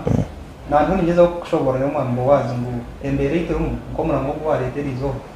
extra iturumu tsiri revolt kandi nimporanye no kutina mnonga ahako kuba at the end of the day we need transition and it must happen netekwa kubaho oba habaho ki oba Museveni ayanga oba wayikereza transition yo netekwa kugereta netekwa kubaho kandi ubwo kureba amahanga mingi gafunde challenges na nebizuru na no kora Sudan iri mu crisis yero muhati egisha nabwo ibintu nkebyo kugira ngo president tokwenda kutekaho environment welfare tokwenda kutekaho level ground tokwenda kuteka akarura ka free and fair tokwenda kutekaho imbera ya future kugira ngo waro certainty kugira ngo ihangandeza kurga ahariwe za mu ndondesho so ekine ko abanya-Uganda niki right now at this point in time abanya-Uganda namnongi itabatwire mu struggle na namuru umuntu wene na wako yomwe nari mu konkor kureba ngo ibiri yombo korwa really ihangari yo twara direction nimbi John yakugera ngo buri kimwe cyukorwa hansi y'ikiragiro nani shabanya no gustoga yari nagamba Sudan cyo uri mu gambo utatubiha ebiri Sudan ni nkora yari kugira ngo you want to push someone forcefully habo kuba ba president abatuyireho batafosingirwe nka Angola Eduardo dos Santos akamara imyaka 38 yataho Joao Lourenço tarabiri buzubona Algeria Bouteflika niba rugireho abana ziri imyaka naho kama 10 atabiri unsonga yona amahanga aganwa inzire mu ihemo a revolutionary by force. It is where you have had problems and we don't want the same to happen in Uganda. So what about it? Ya mureke mugurusi mu mwefe ampo tema atebekana so mutabani atwara umiso. So abanya-Uganda John what is iningera atyo? Mwenye ndegera yandi. John kubona atiro mwanyi karibu yici. Bicha byamvuze tebigana mu asimwe Maria nyakiriya sindi. Extreme kwa abanya-Uganda niki? Because even us in opposition kugira ngo tuenda transition yit kwenda kugira ngo tuenda eshagama kugira ngo abantu banze bafe tubone kufona transition no konkachi chaba hata abanya-Uganda tuine kuyimuka twena tuka demandinga reforms electoral reforms twaba tujya kutebeka nsa transition ekaba ho musingi nsitekwa ku demandinga with a lot of force and pressure electoral reforms zikatibo mu ngora then tukafuna akarorka ko Oburinganiza n'amazuma oba mu 2026 oba obwiro buno buriyongeraho tukumanya ayikirize kuberaho konka twetaga electoral reforms kugira ngo akarora ikarize kuberaho funa peaceful transition kabe ka free and fair na bano mwa Museveni we nkashime kupa chance now in his lifetime just once let him give us one chance he allows electoral reforms na we no byakwiza kazo mu karuru ayikirize kabe free and fair abure kureta mahe tera abantu abure kureta mahe kancha retire mutabani kanga mahe garatire mutabani nicha retire muhozi obara mnonga Yasin hari cyakutangaza kwiha wargagamo nangwa tishantangaza konka abanyarwanda bayone batureba nabonye nahamye ndatumanyiki ko araga atarukintu kigume no gukorera ikintu mu biro byaruye rwacu ariko ashiraha abo kagira abahagiye MK Neurum. Tena mfoko kumhaja nenda kwa haja mu biro kuronse John wambuze shobuze kuko mureke yasinagamba kanu nabahurura wabuza John ekibuzo ngo abantu abari bakabaye bakere yachikonfaningaje atabantu bakereta tunangwanye ngani yo kuzayo nare makonganganiza kuvuga imotoka yanje nyetwaranga kanyegaro kuwa mureto mu second segment yagira ngo abantu bakabashomba yatabone cyo konfaninga ngo bakashomba kubatarashomberwe roje zakabare tuzakubire booked Mwana agira hina anagira ngo abantu bakereta nyokagira nagira ngo mwe kandi kwetwara wabuza god utambihera ngo poromota bara munisi yagira ngo poromota naijaka cyatshira umuzu yaba naijako imbere cy'inteki nayicuruza gatayine gusa kuwa muri tomu second sigimi yagira ko yari wenda kureta bara makareto bushuma bwihome nari makabureto mu MK baba yibo kumbinga mbabinge so waza gite binte yona aba bantu bona bo yoro guzebyo bahagire MK okutukiza nyokani godlands zo kagira MK abo kubakatandukana nawe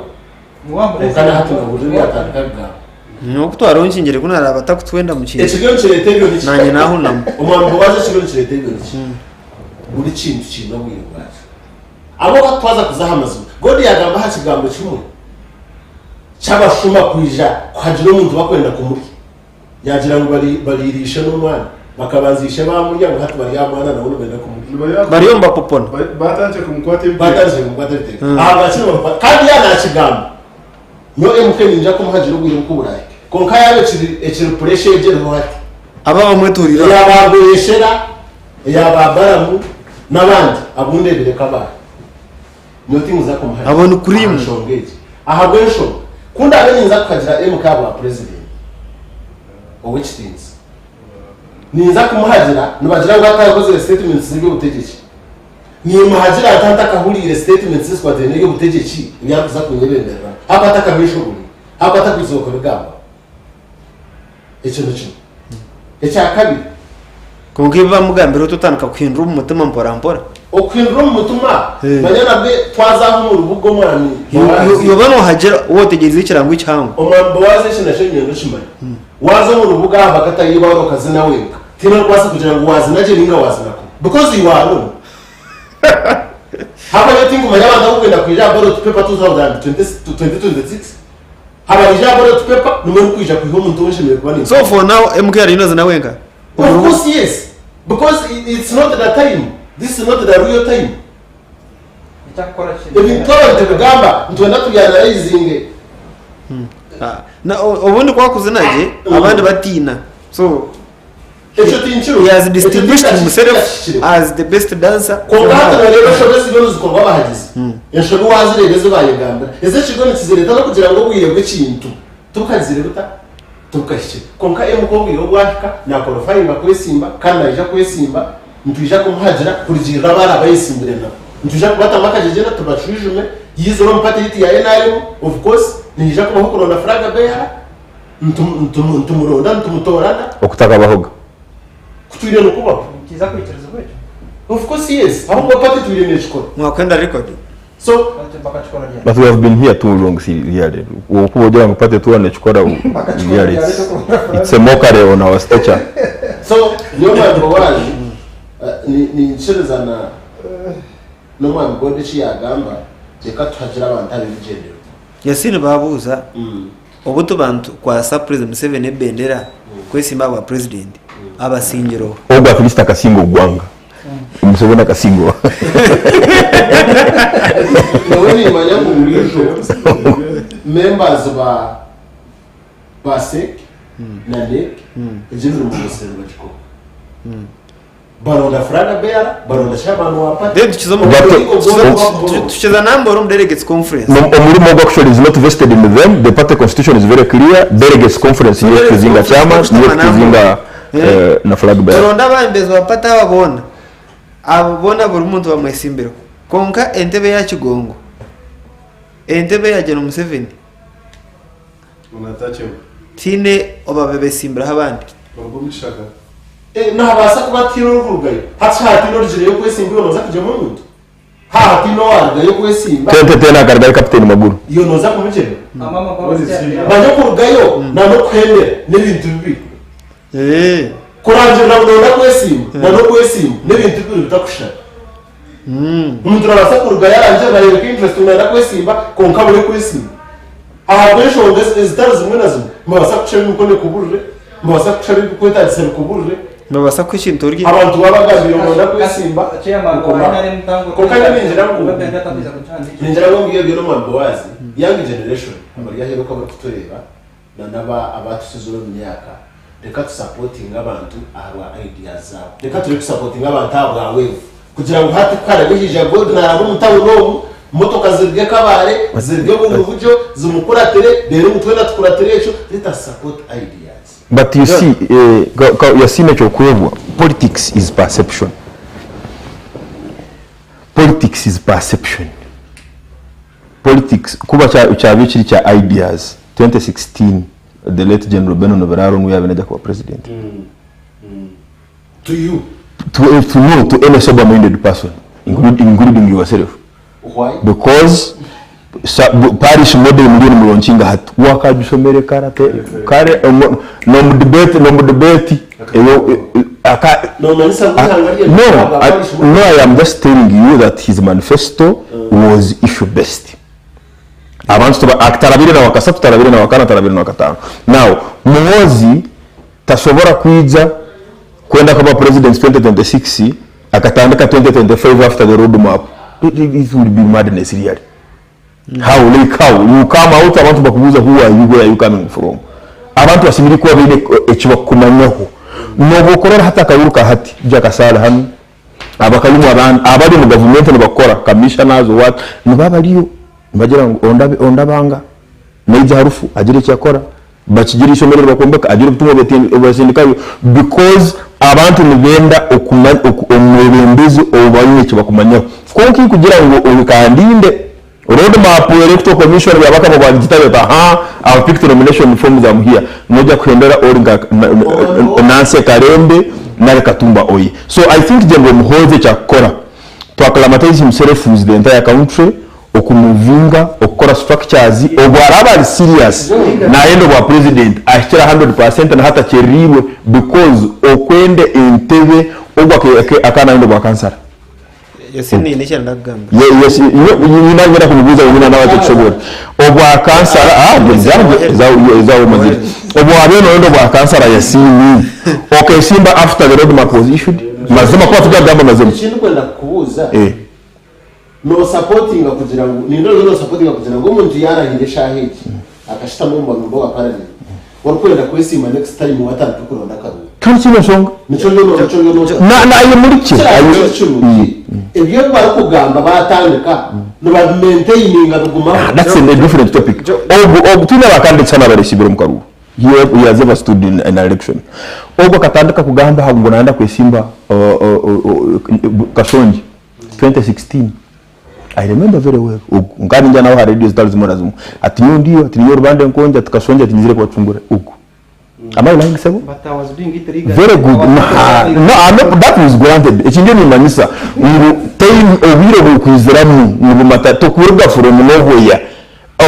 Abantu bamazire gukora case zabo. Hata no laka uruko bwa MP. Nomanya habocha NRM ne singa bana opposition.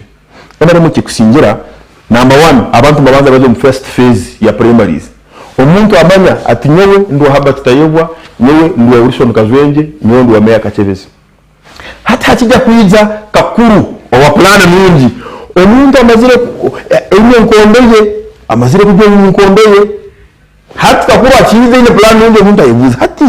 kakuru bya kugamba no rungi ngende nakakuru utakumanya nali ngende nogo no barate ile plan mungi konko nkomane untura nipadera omuntu agenda ahendera ateyire webendera no baraba atali murungi kuchowa independent. So in any election cycle it is better that you go on ground as early as possible oyemanyiza abantu bamanyire nayiwe they should identify themselves with you. So Muhoozi kuija kara it is very okay. Wajeje kujango muibe. Aba kuibe no tingo bamanya kandi tingo baje. Godira turukuza kwenda kuhendera.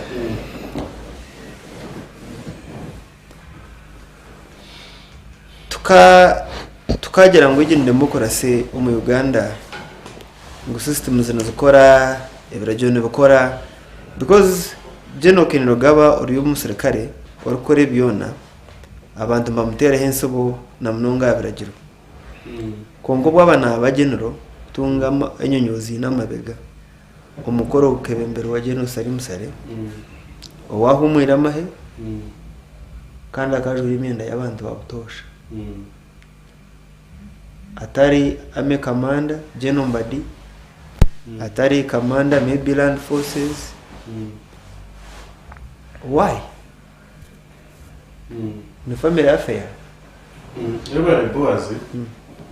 icyo kubanza demokarasi mu kugamba nashe y'abantu bafitera hensubo nshinzwe kucitegereza ngo ekareto wa president Museveni wakuzara General Muhoozi demokarasi natayisizaho kandi Salim Sare ni sento kandi soro ni sento wacitegereza nomba tugabara na Toyota ni ishendo na nziri ni ishendo iwo kundeba mu kamera uri kugira ngo egite demokarasi shomu government nakora nko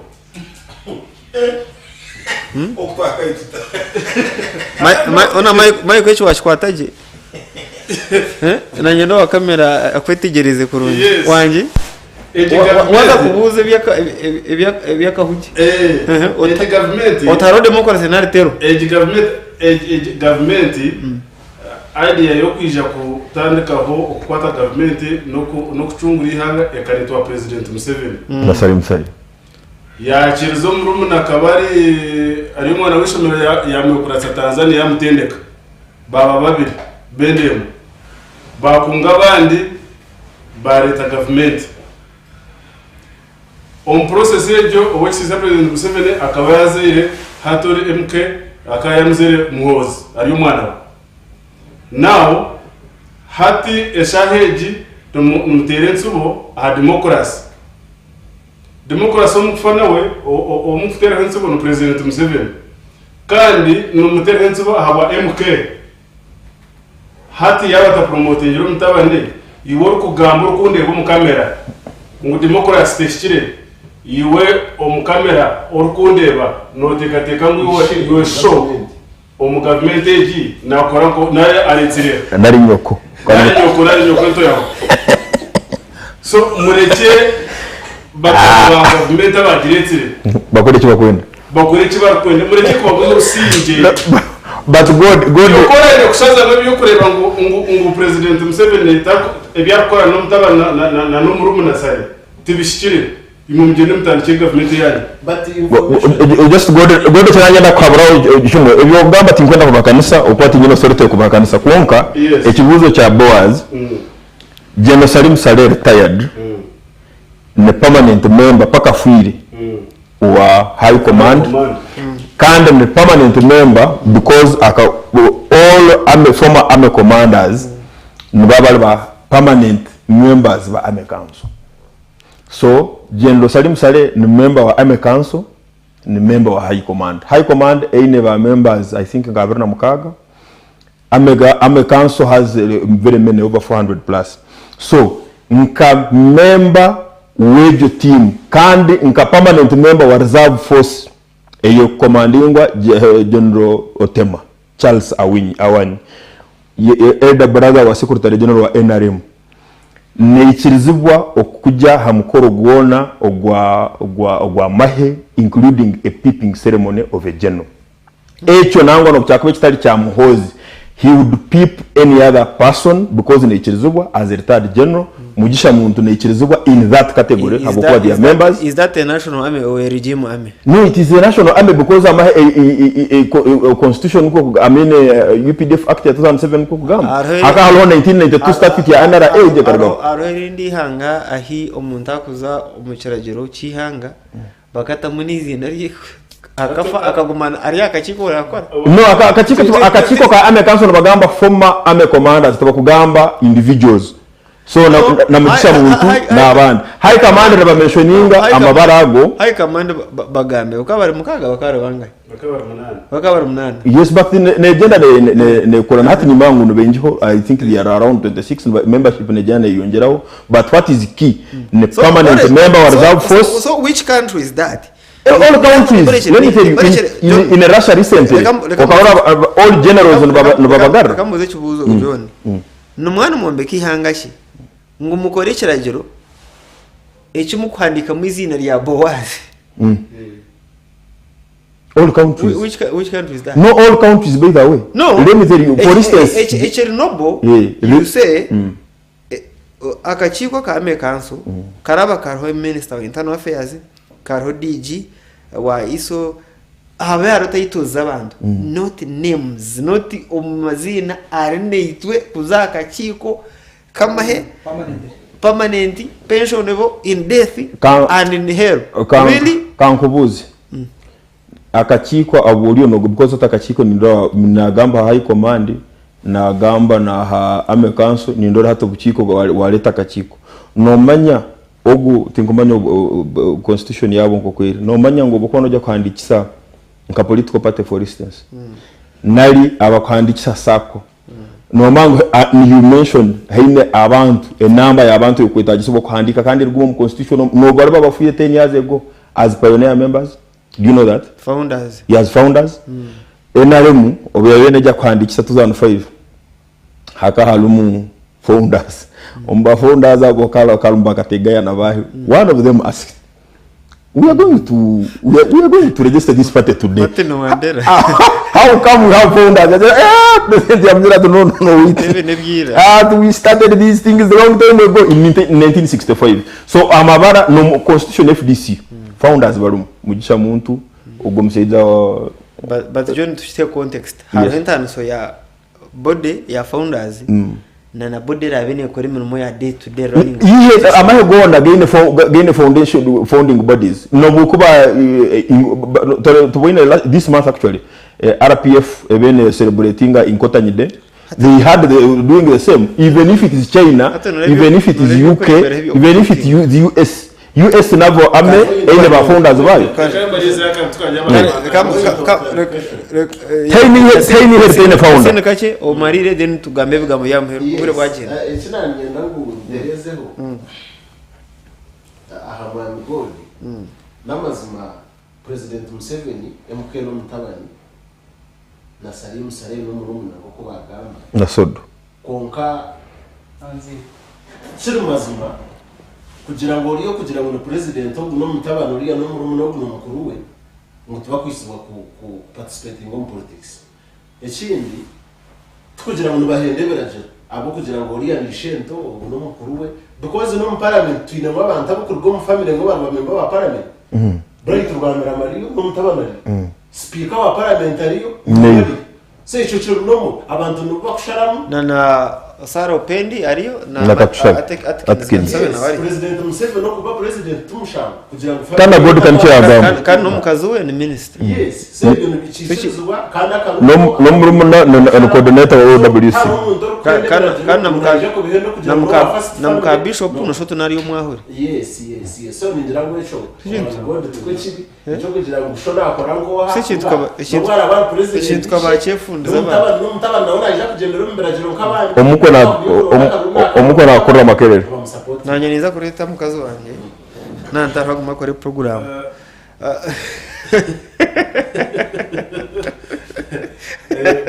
nabasa kuba ntashobora kuba tarashomereye ibya media wenda doktora company yabiri yawo no manya Nicaragua iya notega iya na Daniel Otega wakakwata mukazi we Muriro no vice president bo bakashtera baheze nano mafurika abe hariho owine mutabana vice president ikotori ogini mbasubwa kwa yes the son is the vice president manje cyukwe babantu umuntu wabano cyombeke kintu no kwetingera abantu abaho abawunu bakorereka trust yatanga kuchendera trust yatanga kuchendera waye chengera buri yombi n'ikisinganywa cyo watanga kuchendera munonga na wawe muko kumanurira uta hati cyaza kuragamu oguri kibu because watanga kanko muturu watanga kurota kuzubibyo kwebyo byo kwihal kurota okutwarwa mizi so abantu no beyirizayo nicyo kureba no bizakwaza family zeze urukarira go we want to finish this umuntu zarabana babare bana no begarisize but uko kwijana ukura hati oronda aho kugira ki aboro kwese so na government ngi ko okuyizire ekanyetwa abantu kimwe kugamira ho democracy but habo myaka igiye kugena ne hingura abamwe bakore bitashikire kwateye n'ubushomanguzi hati harimo no kwecengera ogwebemezo kandi abantu bingi bineberega so ntabwo cyo ko kuba no reba yana leta ka ebuke genocide naje kumtaba navreka baje ko mwana wabo abantu aba umuntu kwazara agira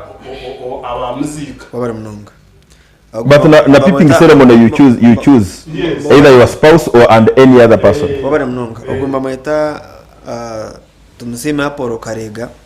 najyango hariho confusion hagati y'aba MK hamwe na ofisi ya national chairman yo kushangwa cyambugo so yes, Apollo Karega yanabuza ngo utakuma ya John aineho idea abuko ngo tova ku main na standby ngo aba bari nka bakurwanisana kandi ubona so much njya kumugaraka muko twine text nyingi kureka Yasina aliyo nahandikemo agomba mweta honorable Katakuri nabyo cyaranga Katakuri akari kansara wabisheshe a district y'ibanda ticket ya UPC ibanda baragize kansara wa UPC bamwita Katakuri hati nando bwa chairman wa district y'ibanda nanda kube kitakuri hati kurka kansara jone reko murukiza witu mazungu ngurate ndako bikitakuri oje gwata bari Katakuri abari kuri agombora kuri abara kansara akaba Katakuri hadi naenda abikitakuri okay njyango ni nickname yakoze mu karuru nyuma twina kochi twine machi jone reko muhukiza witu okay I'm sorry thank you nonko aporo karekeze nagira ngo umwami God timu yo muke kane bakutabataba tabakureka ukagamba ukaheza tukakwakanisa twakuriri nonko aporo karekezi timu je no Museveni aha ogoma mweta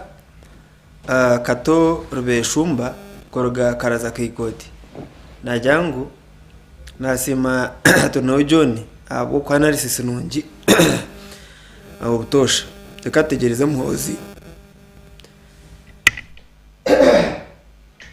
muhozi nkumirana mukaga arwanise bushumankuzi kansi marono gundu uguno washitura kashongi kiruhura najya ngambira abantu abo ngo abano kunda NRM ushime kunda MK akuba n'umwana wa Museveni akuba taroho kwanga taronkwanga ngo umwana wawe napate ndi Museveni napate niyo to twataraho babali kansi marono gundu washitura Tobias ari cyenki banda wandika bingi nogera ngo aha muramwa namaze mataro Oburinganiza omuby'obutegyeki taro chayi ikiboneriye buri omwe ihanganirebeka kuba ari yo mukwatwa kandi abantu bari yo mubusibe MK n'umunya Uganda bati ayo nakora tebiragiro ne nkora kandi abandi abasirikare n'abandi abakozi ba government abatakugizwa kugamba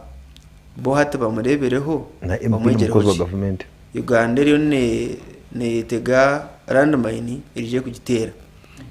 ikimbura cy'abantu bakaba ruhabwo kusashurwa movement twirombo yembezi betu umuzimu wa UPC guri ngo gihiga finally Uganda tumusirwa umuntu narita karye nari kintu cyona Uganda ni twena Tobias ari kinkibana Tobias wagamba abantu kwija aha mwanya aha wese warebere honorable Gorobi minister wa planning kubarije kumurekura kote bejwiri nahera abana bari rugoro kwa muri kwire bati abantu batanaka bayakira sente emitware ibiri ibyo ziri ku mitani 5 zubahiro karango ebiri emitware ibiri cyo emitware ibiri abantu banna now abantu bajyangu baba tugambire sente so aha kote no abantu mbagira ngo murekure MP witu abantu bakano barra minister kuno abantu babashashwiri ndite bategereze na kamera zirigyo bembende cyebiri cyawo ebiri bambaje bagana abantu bana konka bamwebezire ngo bakabaragambire 5 so this is Uganda ona rero rukiya isanga nakadama tinkumanya ubwo najyango bamukwata tima yakugigare mazima katugaruka mu studios Ashrafu kurekana na Idi Yasini katwereze dakika 2 tuendere program mobare uteransa program nyoni njira ngo Oburinganiza mu by'ubutegeki twaza kugira Oburinganiza mu by'ubutegeki abatezi bakaruru birimo mu muhango wo gukora icyo kubanza bine kwagira umuntu bakumuhagirira bigendera batakumuhagira nyongo umusiramu wanyu ngiyo mwana wanyu ngiyo munyabyare wanyu bamuhagirire ebigenderwa by'ubutegeki na service delivery nubwo twija kugira oburinganiza mu politics ekindi abantu abo kuzo mu politics bo bonka we bine kishane kikoleka ngo babase y'ubutegetsi kwicereza ine kwicereza mu wazo y'ubutegetsi tukubasa ko n'oburinganiza iwe ko taringani iwe ko ine kubanza waje n'oburinganiza kubora umwere deno kabona kugira uburinganiza y'ubutegetsi anshonga ya MK kabondo ko yashobora umukore yaryo natambuza birthdays n'ibindi ni mwendeze birungi konka bire ninjira mu cija kuba kirundi munonga obunye bwo kwesimba bwashika akija katashobora kwari kwenda kwesimba tuje kumuhaja yija ari umuntu ubutukureba ngo yasinda abandi abareje ko besimbira mutakumanya tuje kumuhaja Asim, future ya Uganda ombya democracy na rule of law erieta umukoro kwawe nkoko nanagambira mwambo wazi obwiro kutukiremu no bwiro bwa transition kan transition nende kuba kureko kwerabeho nuko tukeneye kwantu yabuza hata bwiro nje beni tekate ko mind yanje nashanga ndire pictures nkishatu ok transition kubaza kwiza kuba number 1 beni tekate ngo Museveni kiya kunchereza tukagira electoral reforms enunji akaruru ka 2026 kakaba free and fair tukafuna abantu bakesimba tukafuna umuntu obantu baracho nabona imkeno yakwiza nawe akichereza ground ekaba revolt akichereza opposition na eka zo mukaruru batajitira mukono batakwasire bahagizi batakwasire candidates batisire bahagizi akaruka kabako businje twasa kufuna transition nunji na dialogue is another picture email nitekateka kugira ngo tutese 7 kiya kuichereza tukazo umuntu esaganya nawe tukafuna dialogue national dialogue ngoko yabe tuyene wa proposed by wena na ichereza dialogue hatine munyigiri because uruto uza kwicheza dialogue ihangara kabanzari yako homoro because Odinga kwa kweta abantu ahanguto bija imwe kumukubeta banga kwisha so njona ningambira abanya besi je nwako banza hanguto dera keta abantu we Odinga na betara WhatsApp aza TV kura kumwe aza street yachimara mwisha hata wana kwisha that they don't have on Uganda. Besi is our leader of the struggle still now na ngo gwabiragira hero kurabuzo myezi nkeberesha tweje nyuma struggle ya so what does it mean kugera Amuriati nkapate president na akora kimwe kawo kandi ka flag bearer Amuriati is our party president so umurimo gwe niki he was our flag bearer ariyo nakora imirimo ya party is umurimo gwe is to feel good ngari umuntu not to feel good ariyo imirimo minjaye nakora na wari nkamemba wa park akora regional nakakaruka wi Amuriati atandika evaluation regional meetings atwena meeting abantu akwe evaluating apate turiyo hati besi jagizire ngo in the few coming days naiza kwa narangire chikurataho nabona iza kwa natanga kutambura ihangere nka MK kwa ari najirate natambura kandi tekateka mu police ekwiza kumutera mukona aboko hati njire bukacira no kutandika nuko kutekateka nani cyo rukushaba police nanye kandi tekateka ngo numuiza kugira murundo baza kubasoba numuiza kubasoba numwichereza besi je nabona atari hanga nka general MK kwa ari naratara ntugera Oburinganiza n'amazima ombanda okay sibura ndukusibura abantu bakashonje ngenda kubahamza ngo challenges ni mangu nyingeze muri no ushino irukanga abashuma bakaruru ni mangu challenges nyingi aba hati abantu babo betunezwa tahire muri kashonje akiruhura kai tuine challenges ezindi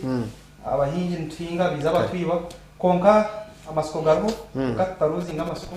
zakwanirija ngakwendera byanyani omwami Moses Rwamugoye n'umunyakashonye najyanye bazero bande nkonye hamwe na God najyanye president wa Uganda yakora teho n'umwami Odreki umugisha rwa Bwogo umunyabwenge 2031 ngo abana n'urware Moses Rwamugoye akatanobuka muri tiro murisho natatakenze kwese yeba Boaz naho turi ba Sky TV n'abaturiye Radio 5 barabise bagenzi baje ko next watandikira mwebare munonga Owekitini sa Rwanda nkonje ibi bintu bya dialogue mbiyesasire ukutesa mu kihumuto tino umuntu uri kuja kutesa reba kajo family yawe kutesa abyarwa kitanda cyo gukora n'umukazi wawe because ubu no bwebebe tino kuja mu dialogue ngo abone akisi umukazi wawe n'ubundi biri mu kisinje gumo so ate dialogue mu kushaka president Museveni ngune mukwata buyiza ukuntu kumutahira nukuvuga ko ora sayitano katandika kugamba hakisinge na bedroom naza kubate nyindo naza kubate mu wategereza so nahabwo icyo demokrasi mu biganiro abo kuba okukampeininga kwa muhozi twine okutuyire enteye nare mbuziye nare kokoye okwiha byose bititire ni services zimbike zabujije zatandikire kare tukoze tandikira mu muhozi twatandikire campaign and finally aba timu ya MK nabeshegeza mureke abantu kuturage tuzatora muhoza ahantu aha mureke abantu abaho tube twatere bururu turebe tanapu y'abantu tumanye cyazibira kuija aharare yitu n'iki ndengu utombi n'amashiyo n'amarwaro deri tubone kumanye ikisane kitaragendera konka twakuma tupakira abantu tubihaguru tubatwara umuntu umusaza wa Sudan tugatwara ande muhozi takwija kumanya ihango kuyemerere bwe bari muno ogometa Makuru Fred no presenter Radio 5 bari okutureba ninjira godo ineshonga MK nakuzo mwanya abakuganizinga mwite bakya person w'amagombora mwite ba kansara za district mwite abemeza amadini bari wiringi mwite abantu ba media mu kicweka muteho plan mwite abantu voluntarily organically spontaneously bija mwanya it is simple abantu to ba mobilizing but because of many and other issues for example goda bwenji batakutwara mikoro MK by the way I don't know John Twitter program we bare muno ningira ngo heina abantu abataso kutanga kugenda na MK ko taso kugenda we nkari yari ngo yarga Kampala heine sek yeine no mana we ne sekeye hata buri yari nikibazunanizo wao Kabala head wa MK movement the entire western Uganda so bora hamwe natekwa kujayo n'abandi ba David Kabanda Meiko Katungi Toyota Nzeire Lydia na Berno barabe ataloho nyeshimboine eshimboine mukoro gwa Kabale abantu halaha abantu abakwenda kujya umuburu mukoro gwona nangwa n'abandi no bako batasaswiwe kimfitekereza ngo abantu ababona basaswiwe halo umuntu akugira ati nyoba arajya sebeini njayo aba abantu abine rukundo yabo muringo gwabo aba bali mu kongana bakihuhireho nyowe buri kimwe cyone kimboine Kabale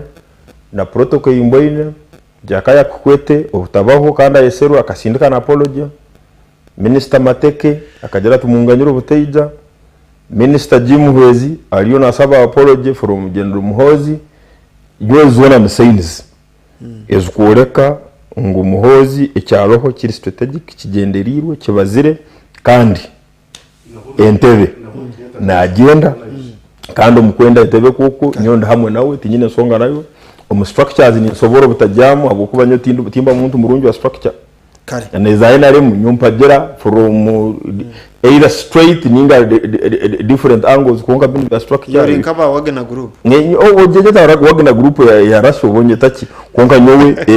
evi timbukunda kandi nyine songa zanje oburi nyeta nsongezo nizugambara abantu ibena nimbendeza obusinge no koraba no kugumizamu nemitwe embe mwino mbisibo especially abasalamu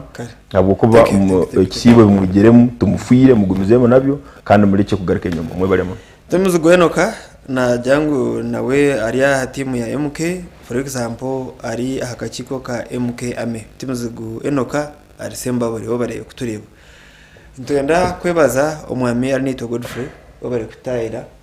ndenda kwebaza Kakuri Yasino obare kutayira ndenda kwebaza Simwe Joseph obare kutayira turi nawe John obare kutayira Yasini ntasimo nje ntasimo nkuko bari ya show into withdrawing thanks bona mbareke God bona basime bona basime John bona basime banu bona ohire mu kakuru wenka abantu bona basimba Joseph bona basimbe kare utazima ni John ahubwo ni wazira we kakuru ni timu tova ku main aro yavuze kibuzo cha Mbogo timu zei jo kusasayidi ntwenda kwebaza abarebitu mwaba abantu baronye munonga kandi turagaraka turebane aro gatanisa biteri kwija nirakari y'abantu Sky TV ntubendeze cyuro cyurungi kana mai ko atwamara